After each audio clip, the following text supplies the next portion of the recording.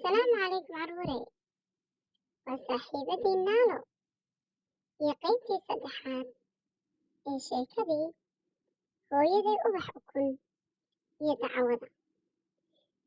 Haddaba dacawadii markii ay daashay ee ay geedka hoostiisa seexatay, hooyadiina ay jawaanka ku haysato, ayay hooyaday fikirtay sidii ay u baxsan lahayd.